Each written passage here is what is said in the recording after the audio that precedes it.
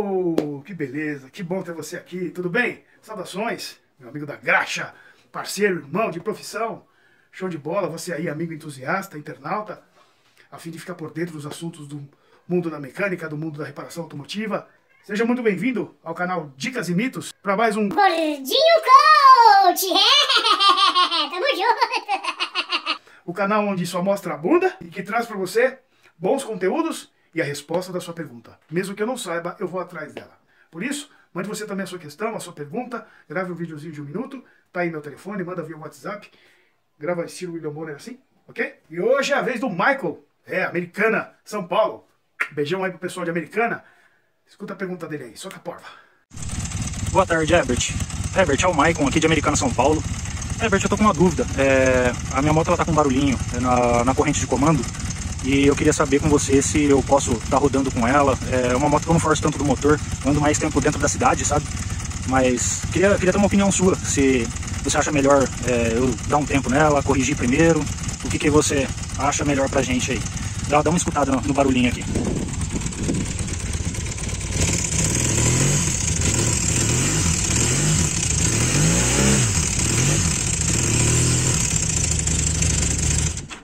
Muito bem, muito bem. Corrente de comando, né? É um tipo de conexão do virabrequim ao comando do motor. Essa conexão é responsável pelo sincronismo de funcionamento para que no momento certo, na hora certa, o comando consiga fazer o papel dele. Abrir as válvulas no momento certo, fechá-las no momento certo. Para que haja a perfeita admissão de combustível, a compressão do combustível junto com o oxigênio, a combustão e expansão desse combustível e a abertura da válvula de escape para a saída da deflagração dessa explosão, junto com o fluxo de gases para o escapamento.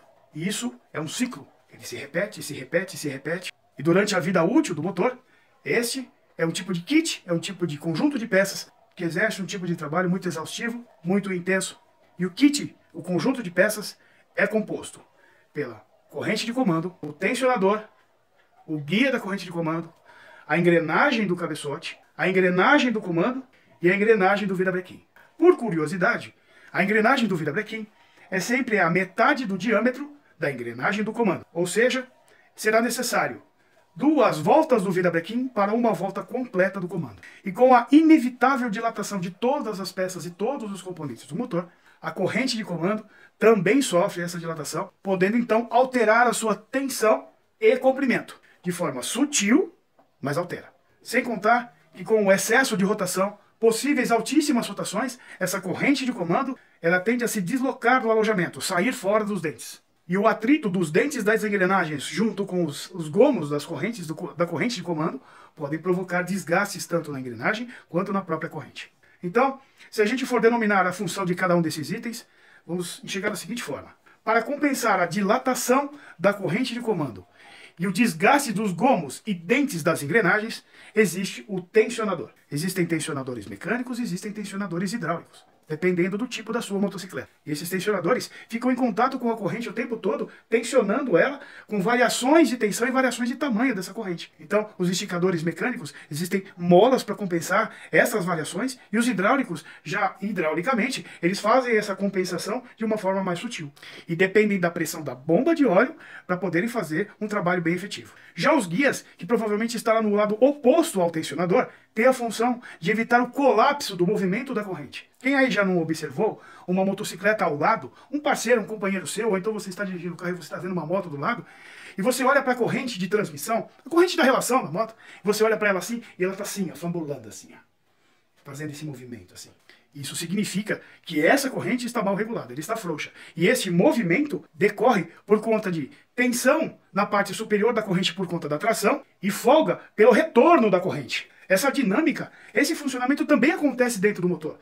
Há um ponto da corrente que está tensionado e existe um ponto da corrente que está retrocedendo. Esse ponto que está retrocedendo, ele entra em colapso. Ele quer se movimentar, serpentear. E é aí que os guias entram em ação. Eles fazem com que esse serpenteio não provoque o deslocamento da corrente do seu lugar. E existem tensores que fazem o papel de guia junto com o guia. São pequenas paredes nas laterais dos tensores, assim. Existem diversos tipos de tensores e diversos tipos de guias. Depende muito da dinâmica da construção daquele motor. E a corrente de comando Ela é vantajosa porque ela é durável. Ela dura bastante mesmo. Ela vai de 40 mil até 150 mil quilômetros de uso, dependendo das condições de uso, do tipo de uso, da forma de uso, do cuidado com a troca do óleo lubrificante, com a manutenção dos tensores. Se for um tensor mecânico, tem que periodicamente haver regulagens. Existem dispositivos que você solta, ele automaticamente se corrige devido ao desgaste da própria corrente, você reaperta normalmente. Esse é o caso do ACB, por exemplo. Já os hidráulicos, ele fica constantemente fazendo essa regulagem automaticamente. E existem tensionadores mecânicos que te livram de regulagem. Eles fazem uma espécie de uma catraca. E toda vez que há uma oportunidade de autorregulagem, ele vai se autorregular. Ele vai catracando. Por exemplo, o da Phaser, se eu não me engano, o da Phaser é assim. Ou é o da Twister? Não lembro, acho que é o da Twister. Comenta aí, me ajuda aí, se é o da Phaser ou se é o da Twister que é assim. Mas aí, meu chegado, o que acontece? Chega a hora de substituir a corrente de comando, substituir a bagaça. Por quê? Porque acabou o recurso da regulagem, você não consegue mais regular. Você solta o parafusinho e nada acontece. Ou então o próprio tensionador chegou no final, ele entrou tudo lá para dentro. E o tensionador hidráulico, por exemplo, já encheu inteiro e não consegue mais esticar. Existem motores que o acesso da corrente de comando é fácil, você tira tampas laterais, então você não precisa fazer uma intervenção grande, como desmontar o motor inteiro para substituir essa corrente. Mas existem motores que a corrente de comando é bem no meio. E aí, para substituir, você tem que desmembrar o motor inteiro. Porra, que engenheiro burro, né, mano? Porra, que engenheiro burro, meu. Engenheiro muito burro, ele podia ter feito um ascenso. Porra, pensa no engenheiro burro. Mas Maria, esse engenheiro é burro demais. Ô mãe, dá um tapa nesse engenheiro, que ele é muito burro. Não, ele não é burro. Não! Porque a data ou a quilometragem que coincide com a troca da corrente de comando também coincide com algumas inspeções e manutenções necessárias dentro do motor. Levando em consideração que pela extensão do comando, a corrente de comando no centro promove uma estabilidade física melhor, porque seria arriscado ele colocar a tensão da corrente de comando na ponta do comando, podendo provocar torções do comando devido à sua extensão grande. Já sabendo disso, que ele iria ter que colocar a corrente no meio, ele acabou deixando disposto para você o cronograma de manutenção periódica daquele motor. Normalmente são motores que não te dão acesso à abertura do cárter, por exemplo.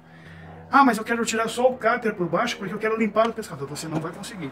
São motores que propositalmente você tem que desmembrá-los por completo. É a hora em que você vai abrir o motor para substituir o guia da corrente de comando, o tensionador da corrente de comando, verificar a engrenagem do vira-bequim, que é da corrente de comando, verificar a engrenagem do comando, buchas, ou então alojamentos onde ficam apoiados a corrente de comando e os tensionadores da corrente de comando, promover possíveis limpezas no pescador de óleo, descontaminar o cárter com sujeiras de alta densidade que ficam presas no cárter do motor, e inspecionar demais tipos de conexões por correntes, como balanceiros, correntes de alternador, como o da Galo, por exemplo.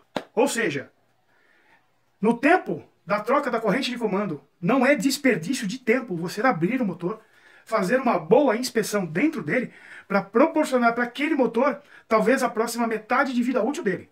O problema disso é que raramente essa data e essa quilometragem coincide com a grana que se tem no bolso.